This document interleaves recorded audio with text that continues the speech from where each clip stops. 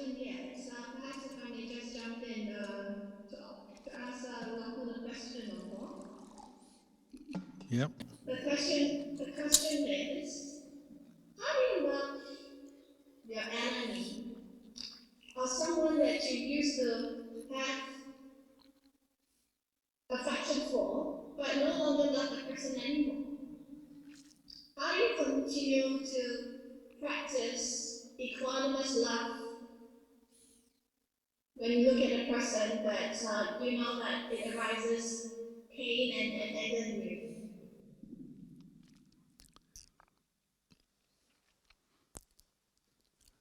Well, I would recommend practicing mindfulness every day. Become more aware of your thoughts and your moods, your perceptions as they arise towards other people.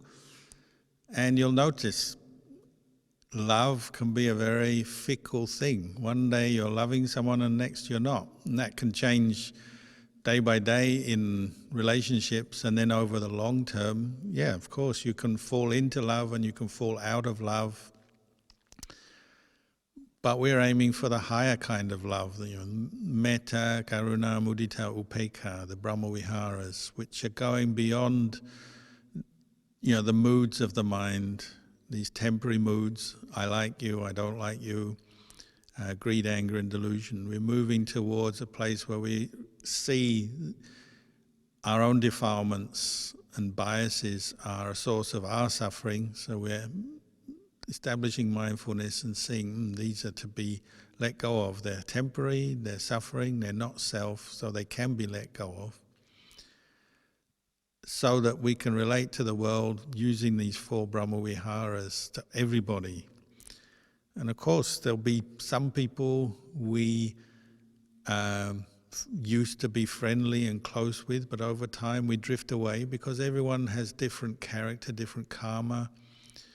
And you might say we fall out of love with them. We no longer share similar interests or similar attitudes and values. We have to accept that. People in the world are different. They have different karma.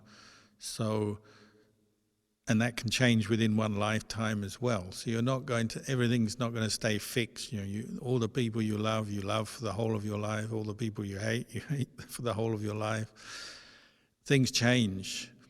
But as I was encouraging, when you practice mindfulness, you're more aware of your reactions, your preferences, your prejudices, your attachments. And you're seeing these are ultimately impermanent, not self. They're to be let go of, so that the mind can just relate to other people with the Brahma Viharas, with Dhamma. So you might find someone very different from you, and they have a different set of values, and they do things and say things you don't agree with, don't like.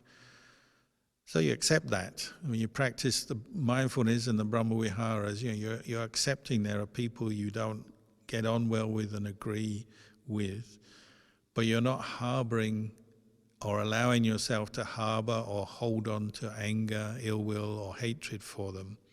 You're just recognizing they're different because of their karma.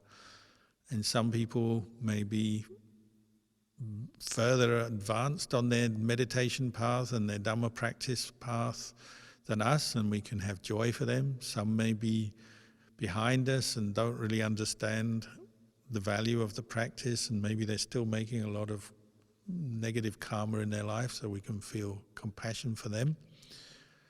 We don't expect everyone to be exactly the same, so we're at peace with the fact that there are people we are close to in the Dhamma, people we're far away from, people we're attracted to, alike, people we are not attracted to. We accept that, but we look after our own mind so we're not falling into the bias of love and hate all the time. We're just knowing the way people are, the way we are, the way other people are, and being at peace with that. So it's like, the zoo. You go to the zoo, I talk about this a lot. You go to the zoo and there's elephants and tigers and bears and snakes, and you have to accept every animal is different. Every animal has its good points, its bad points, and that will vary for each person who visits the zoo. Some people like the lions, some people like the snakes. everyone is different, and those animals are all different, and you have to accept that. And you just accept the fact that they're different and they have their attractive and unattractive qualities. You don't make suffering out of it. You have basic goodwill for them all, but you understand, well, some animals I like, some I don't. And you don't sit there trying to make the snakes more like cuddly pandas or lions more like hippos. You don't try doing that because you'll go crazy and you'll be very stressed if you spend all your day trying to change all the animals in the zoo, make them different than they are. You just accept that's the way they are. So developing more mindfulness, more equanimity through the practice, your own meditation will help you to relate to the world. Past loves and hates, current loves and hates, maybe even future loves and hates. You get to see how to relate to them all with Dhamma. Sadhu, Sadhu Nampo. May I please now invite Zoe to unmute? Thank you, organizer. Lord, thank you for your wonderful sharing. I have a question. Lord, you just now mentioned about fearlessness. Perhaps may I request Lord to elaborate so that I can understand the fearlessness in our mindfulness practice. Thank you, Lord. Well, it's the second kind of dana that the Buddha talked about. There's the material dana of giving and sharing material things, and then there's the sharing of fearlessness, or the giving of fearlessness. And this is often equated to the keeping of the 5 precepts.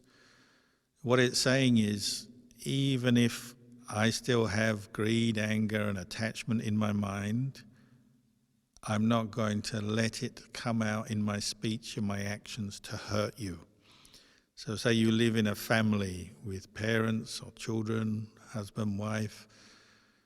Our starting point in life is we're not perfect yet. We still have defilements, greed, anger, delusion. We still have our own stress, our own problems. But what we can, I think most of us can aspire to and achieve in this life is to restrain the worst aspects of that greed, anger, and delusion in our behavior, so we're not taking it out on others. And that's what the precepts do. If you live with someone who constantly is trying to keep the 5 precepts, you know they're not perfect, but when they get angry, they're clear in their intention. They're not going to hurt you physically, they're not going to abuse you mentally, bully you, whatever. You get to know that when you live with someone who keeps the 5 precepts. So you learn to trust them based on their behavior. The longer you're with them, the more you can get to know them, the more you'll see that. If those are the guidelines they use in their life, the 5 precepts. So you'll feel trust, you'll feel at peace when you're with them. You're not looking over your shoulder with suspicion. What are they going to say next? What are they going to do next? Because that's a terrible state to live in. If you're living or working with someone who doesn't keep the precepts, then you may have fear, because you might think they might bully you or hurt you or steal your things or steal your husband, steal your wife, all kinds of potential problems because you can't trust their behavior. But somebody who aspires to keep the 5 precepts, they're giving this gift of fearlessness to others. Others can be at ease when they're with you if you're keeping the 5 precepts. And it doesn't mean to say you're weak by keeping the 5 precepts. Quite the opposite. You actually need courage to keep the precepts, because a lot of other people will tempt you not to.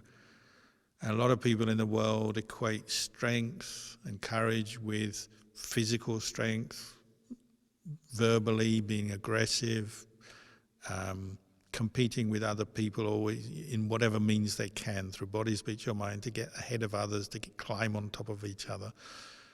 But often they're missing the actual harm they're doing themselves by following negative intentions, greed, anger, delusion. Whereas someone who keeps the 5 precepts, they may be seen as weak because they're restrained in situations. They don't abuse, they don't argue, they don't fight. And so people might think, oh, they're just weak or passive. But actually it takes a lot of strength to keep the 5 precepts. So we benefit from that. It makes our mind very strong, very clear in the Dhamma. We get a lot of wisdom from that practice. And also the people around us can feel at ease. And that's a great gift to the world. The world needs more of that. And we already have achieved a lot. The world, there's plenty of good people in the world who basically keep the 5 precepts. And that's why you can say walk down the street wherever you live in Malaysia, Singapore, Melbourne. You can't walk down the street at the moment because it's in lockdown. But if it wasn't in lockdown, you could walk down the street and most of the time you feel safe because the people around you are not bullying, harming, stealing, hurting each other. You might say, well, there are some parts of the world you wouldn't go because of the danger, and that's particularly anywhere where there's an armed conflict or the potential for armed conflict. Why don't you go to those places? Because the people are not keeping the 5 precepts. You would be afraid. If you go to a place where people are fighting, you feel afraid for your life. Whereas normally you walk down the street in Melbourne or Singapore or wherever, you don't feel afraid because you trust that most people around you are keeping the precepts, they're not going to attack you. So it's like a gift for the world. If the more people who keep the precepts, the more this gift is spreading out, the happier the world is. Father Bumpo, may I please invite Brother STV to unmute Dr. Lee, please?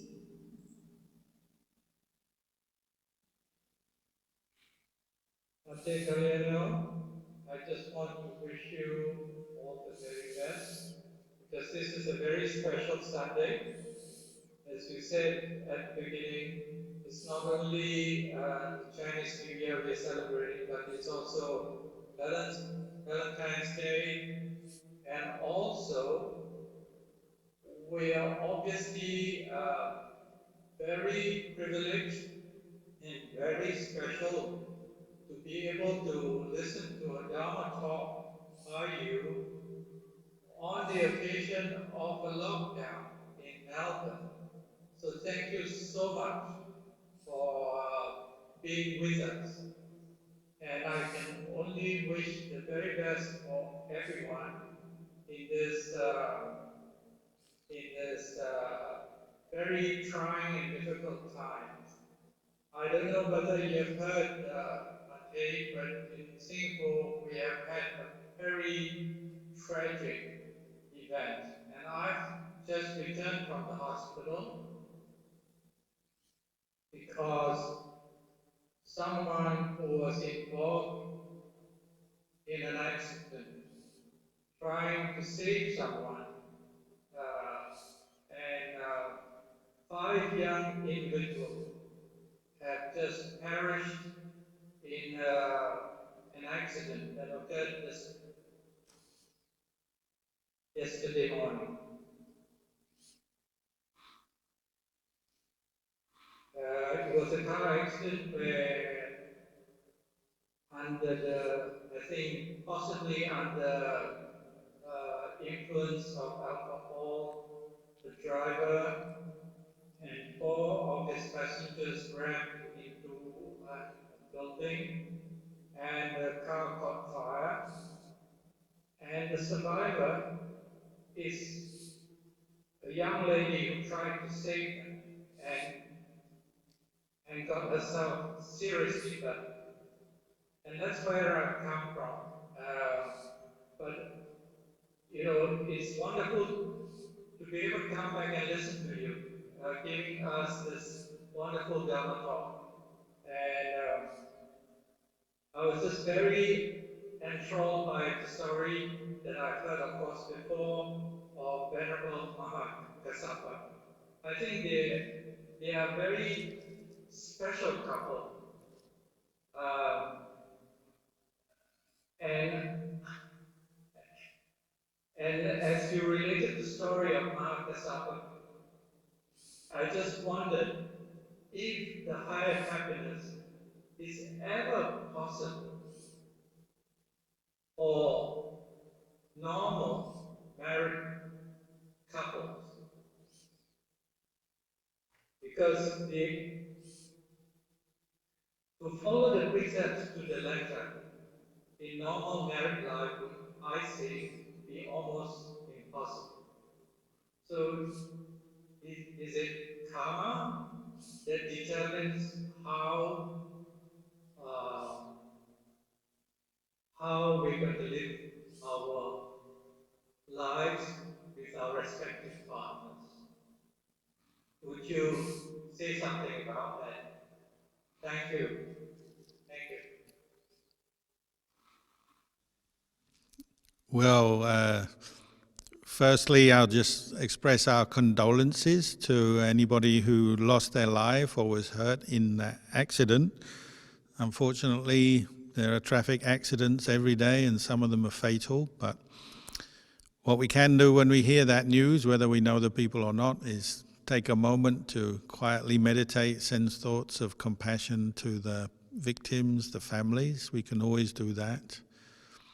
And just to be aware again of the fragility of life and reminds us of the impermanence of life so that we don't waste our time as human beings because life is uncertain. We should carry on practicing the Dhamma. And then the other part of the question talking about family life and is it possible to realize the highest happiness? Well, traditionally we say living in the family life one might attain the first level of enlightenment, Sotapatti Maggapala, may be possible. And so in the time of the Buddha we have Visakha and Anathapindika and other lay practitioners who attained to this first level of enlightenment and had family duties, lived the family life. But normally speaking, if somebody is progressing further in their practice to develop the deeper states of samadhi and insight that's required to achieve the highest happiness of nibbana, I think normally speaking one would make radical changes to one's family life. One may live still at home but live more like a monk or a nun, practicing celibacy, living very simply, no longer pursuing wealth, fame and fortune and so on. One would be pursuing nibbana more wholeheartedly if one wanted to go on further in the practice. And so for, I think, most practical purposes, by then one would be planning to live in a monastic environment, whether it's a hermitage or a monastery or whatever.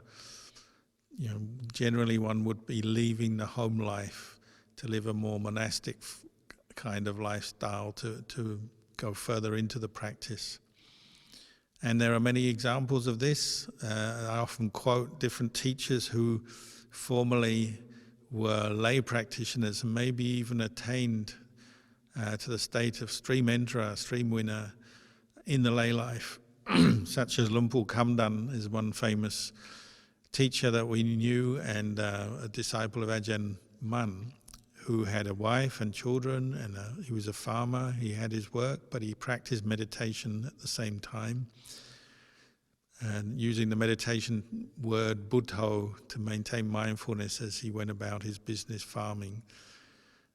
But as he got older, his kids were more grown up, able to look after themselves, and his own mind was getting more and more weary of the worldly life of just earning money, working, living in the family situation. So by the time he was 50, 55, I think, he said enough of the world life and I'm going to go into the monastery. And he became a monk and we believe became an enlightened monk later on.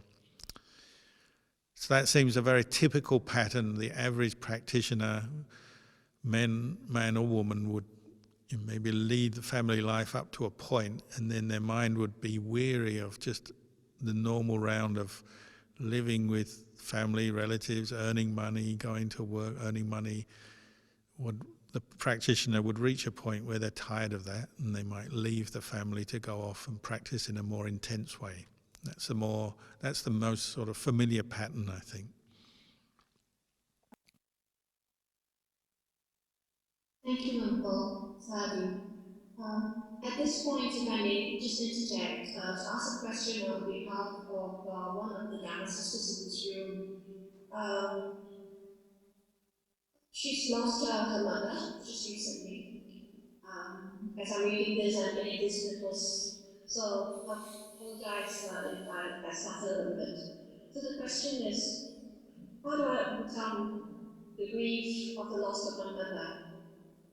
I can feel from just her very short statement that she's going through a lot of pain. So at this point, as you're discussing about family, could you please share some enlightening words to help this younger sister? Thank you. Well, you have my sympathy. The person who's lost her mother recently. It's something we all have to face. Nobody in this world will get by without, at some point, facing the loss of a loved one, a parent, grandparent, uncle, auntie, brother, sister, partner, friends, acquaintances. It's part of life. We all have to accept that one day we have to separate from our loved ones through death. So perhaps the most useful thing to do is just pause. You lost a loved one, you're feeling tremendous sorrow, loss, unhappiness at the loss of the loved one. Just pause and accept that. Accept this is the result of our love for other people. It builds up a big attachment, both emotionally, mentally, psychologically. And we have to accept that. But then while you're pausing, you're taking your time just to think about what's happened, maybe absorbing the shock of it, because it can be a time that we're in shock. Try to bring your mind to think of the good of that person who you've lost, the good things they've done in their life, who they were, how they've helped you, how they've helped other people, and work at it, because memory is impermanent. Memories come and go. So you have to work to bring up the memories of that person at this time while you're suffering this sadness of the loss. Try to remember some of the good things of that person's life that you can. Go back from now right back into the distant past of your youth, your childhood, and just see what you can remember about this person. Smaller or bigger ways, minor details or bigger details. Go through it as an exercise and realize how much this person means to you and how much they've done for you personally, how much they've done for others, the goodness of their life. This is the time to bring it up, quietly reflect on it, and maybe bring up the thought of gratitude. Even though you've lost them now, but there can be gratitude for their life, the fact that you live with them, receive their kindness. All of this can bring up gratitude for you in your mind to balance the sense of loss.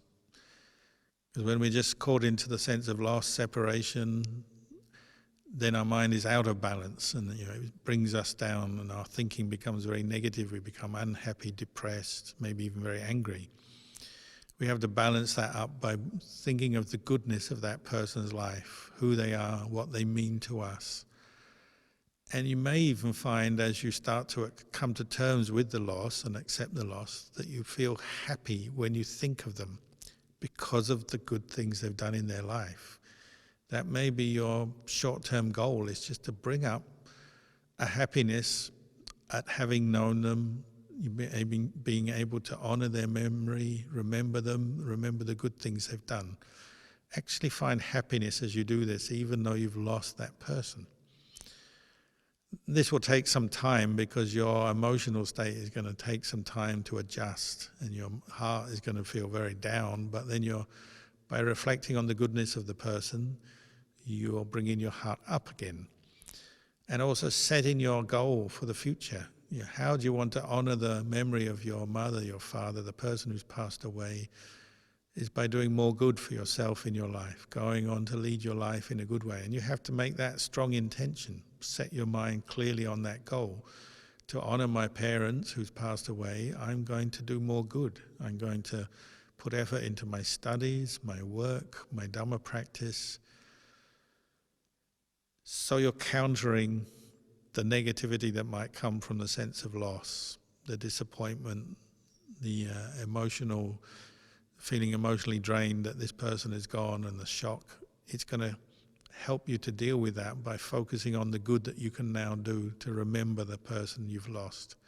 And you can dedicate everything that you do to that person you've lost. You get up in the morning, you can do some meditation and chanting and dedicate it to your mother. You can help somebody in a small way or a bigger way and dedicate it to your mother. You can do the job of work you have to do well and put your effort into that and dedicate that to your parent. There's so many things we can do and dedicate it to the one we've lost. So that's what I would recommend. Carry on and do that. Sadhu Nampa, we'll take the final 3 questions. The next one, Justin, please.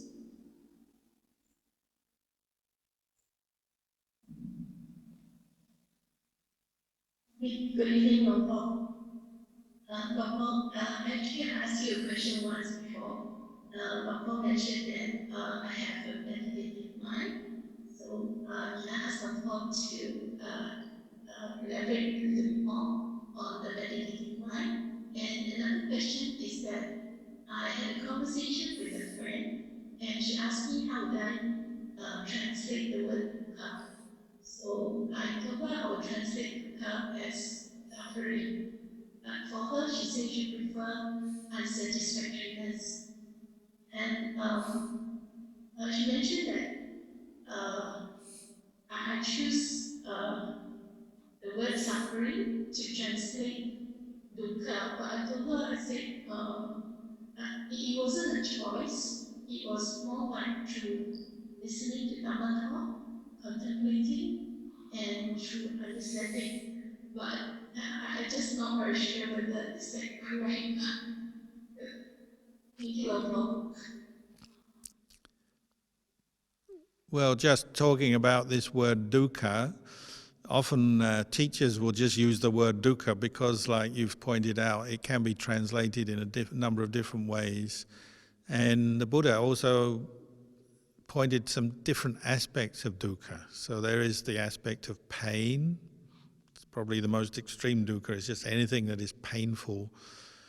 Then there's the suffering, and that may be, say, suffering of loss, suffering of illness, suffering of disappointments and failures, suffering of many kinds. So there's suffering, other people translate it as stress, and then there's the dukkha of just the fact that everything is subject to change. Where do you what do you rely on in life if everything is changing, including your own body, your own mind? It's always changing.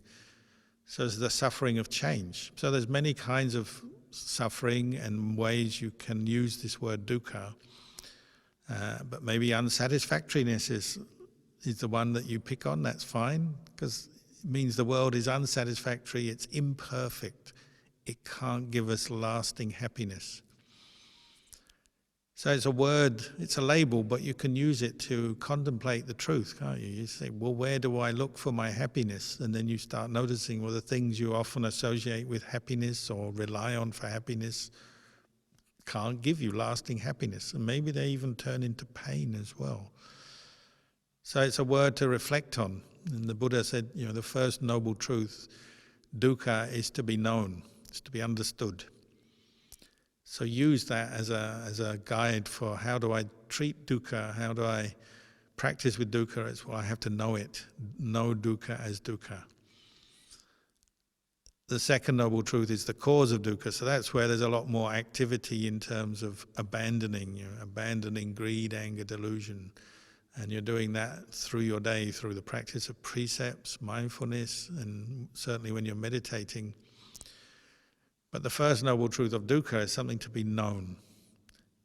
And when we say known, you're seeing it now as something impersonal, because when we're not very mindful and not reflecting on the Four Noble Truths, dukkha becomes something personal. My dukkha, my suffering, my problem. And there's not much chance of moving on to abandoning the cause of it then. We're just caught up with it, bound up with it. As we say, my life is bound up with dukkha. So the more we can establish mindfulness and know dukkha as dukkha, we kind of depersonalizing it in the sense we're being able to step back, take one step back from our dukkha and see dukkha as dukkha. And that's one of the goals in our practice, is just to recognize dukkha for what it is. And then to see what we can do about removing the underlying causes for it. But how you actually describe the word, what works for you, it doesn't really matter. It's words and concepts are just clues or pointers to the truth. And the actual experience of dukkha is something you know, and you don't need any words for that knowing. It's more the awareness and the clear comprehension, and then the wisdom that recognizes this is painful, this is suffering, this is stressful. It's recognizing, and you don't necessarily need words for that. You can point to it with the words, but then the actual experience is just knowing. And you're also mentioning about the meditative qualities you have. Well, that's one of them. Your strength of mind to establish mindfulness when dukkha is manifesting, to see dukkha as dukkha. So, for example, when you meditate, you have some pain in your leg. Don't just rush to change posture or distract yourself or finish the meditation. Try to establish mindfulness first and observe the painful feeling as dukkha, but not yet doing anything other than just knowing it as dukkha, at least for a little while. Get in that habit of observing dukkha in its different forms, because you're building up your ability in meditation then. Your mindfulness and your wisdom is functioning better the more we do this. And if you take on little bits of dukkha first, which are manageable, this will lead on to you being able to understand more deeper, more profound, stronger, more intense kinds of dukkha. Not just painful feelings, but painful, unpleasant experiences. You'll be able to reflect on them more the more you practice, so they bother you less. So as I've found with people who do meditate regularly, sometimes even get to the point where they can accept and cope well with the loss of a loved one, like a parent or a partner. Not easy, but it can be done. One doesn't like to separate from the people we love, but the more we practice, the more we can cope with that when it happens. The last two questions. Can I please now invite Brother TN to unmute? Thank you, Lord, for enlightening us tonight. My question is, as we all know, we are very privileged, and that we have done a lot of good karma in the past, so that we know the Buddha, Dhamma, Sangha in this life. And you just mentioned in your talk that the best gift is the sharing the Dhamma to other people. But the Buddha once said that a fish in the water won't know what happened on the land. So my question is, how can we explain about the karma and persuade other people to um, follow and practice the Dhamma? Thank you. Well, it's a good point. The limitation of language, the limitation of our own experience, it does mean sometimes it's hard to convey the Dhamma. The best thing is to get on with your own practice, understand it more for yourself, and then if there is an opportunity to share what you've known and experienced with the people who are close to, family, friends, then try to pick simple words and concepts. When the foreign monks who went to stay with Ajahn sometimes had to give Dhamma talks, one of the pieces of advice he gave to them was just talk about what you know, what you understand. Don't try and be too clever or talk too high or too philosophical. Just try and talk about what you really know and understand for yourself, because that's what will have real meaning, because it's true. So if you are talking to someone else about the Dhamma, try and stay on that level, on things that you found important, helpful, things you've realized, understood for yourself. And use language that is simple and easy to understand, and then just speak to them. And you might find that is the most powerful kind of Dhamma sharing, because you're speaking from what you've experienced. So if you've done something that caused you suffering and you realize that, we'll tell them, and they say, well, look, I did this, I don't know, maybe you hurt somebody through your words, I was really rude to that person. Afterwards I felt regret, so then I decided I'm not going to speak like that again. Even if I'm really provoked or something triggers it, I'm not going to speak in that same way because I can see the suffering of it now. Yeah, that's a very important lesson in karma and the results of karma, and you can just pass that on to another person, your child or your friend, just based on what you've understood through your own experience. We can teach Dhamma in that way. So of course those who have learnt the Dhamma through the scriptures are a great asset to the world, and we love to hear the experts, the scholars, explain the Dhamma as well. But sometimes the most profound Dhamma can also be the very simple lessons we've learnt in our life and passing them on to others. It may be confirming to others what they already know, but you're just confirming from your experience. Or it may be introducing them to a whole new thing that they didn't realize before, and that's also good. So the Dhamma doesn't have to be very complicated. It can be very simple. We don't have to use the Pali language or the terms the Buddha used necessarily, and they can be good, but also just speaking of true human experience that we've understood and then passing it to others is maybe the most effective way to help others, to share the Dhamma with them. Sadhu Nampo. The last question, please, from Ku. Ku, could you please yes, thank you. Hi, thank you, Nampo. May I just ask you, if a spiritual practitioner say that when you quieten your mind, you will listen, hear me out, and then after he passed on, how does it work? Based on my understanding, it's through meditation, but is it immediate effect or it will come as it comes? Thank you. Can you just speak a little slower and clearer, because I didn't get all of that. Thank you for the highest gift.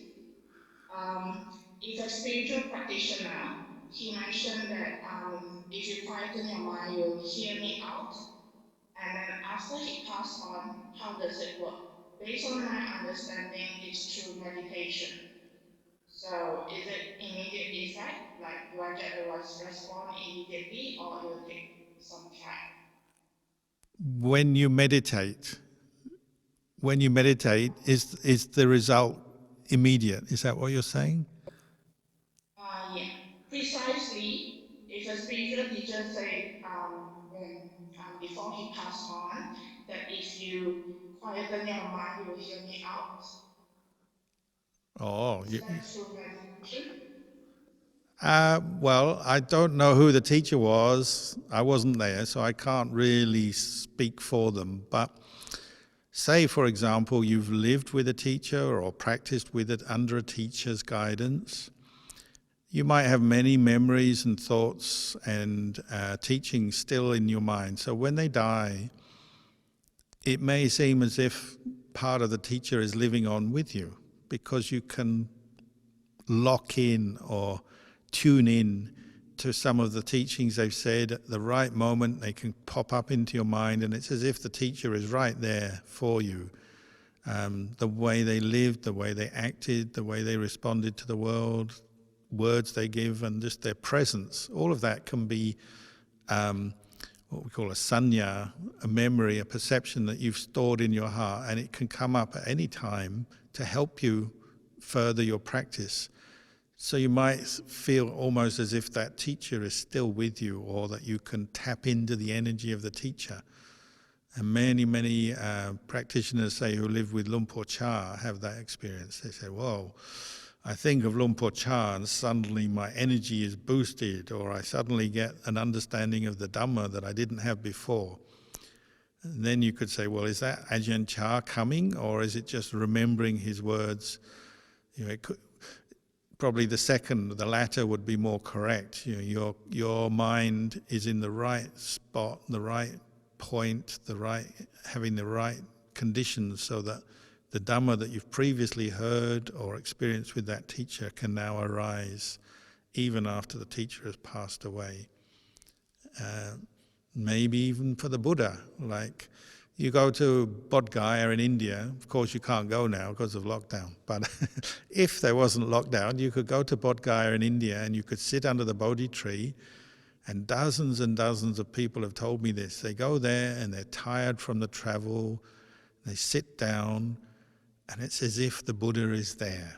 Of course, the Buddha isn't there, but they can remember teachings from the Buddha that they had forgotten about or didn't even know they remembered.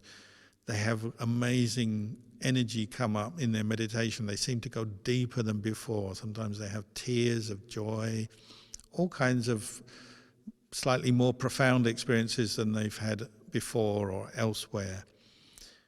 So it's as if the Buddha is there with them because their mind is tuning into what they know and what they have experienced with the Buddha so far in their life. It's like they're going back to that and it's coming up in the right conditions. The faith is there, the effort is there.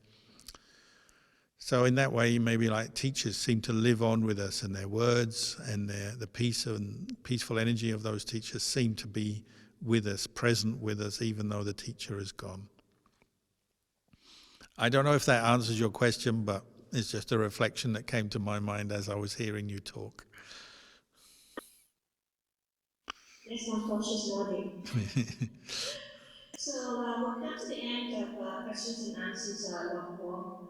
But given that this is really a very auspicious evening, Longpo, and out of your great compassion and Anumodana for your gracious coming back to Zoom again, would I please be able to represent everybody here and request for Longpo to lead us in a dedication of merits on this very auspicious day, that we may also share these blessings that we have for today's sessions with our past and present teachers, past and present parents, past and present relatives, friends, as well as all sentient beings, to those that we know and to those we do not know. And also to all the great healthcare workers, people like Dr. Lee, as I recall, on all the great works that they're doing to this day, saving precious lives to keep every breath. May we also dedicate that to the well-being and the goodness of all that's in living now, and that we do not depart, stray away from the workings and the teachings of the true Buddha. Sadhu.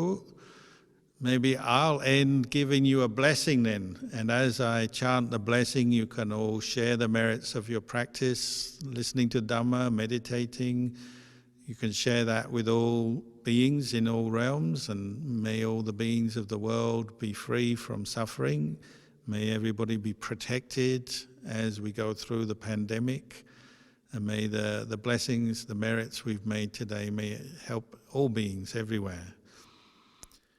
Yathawarivaha pura paripurenti sakarang Ewameva itotinang betanang upakapati Ichitam batitang dumhang kipameva samijatu sabbe purentu sankapa Janto panaraso yata manicho tiraso yata sapitio vivajanto Sabarogo vinasato mate pavatwantarayo sukhiti yuko pawa Apiwadana silisanicham mutapachayino Chataro dhamma vatanti ayuvanno sukhang balang bhavatu sabba mangalang rakantu sabba devata Sabha Buddhanubhavena, Sabha Dhammanubhavena, Sabha Sankhanubhavena, Sata Soti Bhavantu Te. Sadhu, sadhu, sadhu.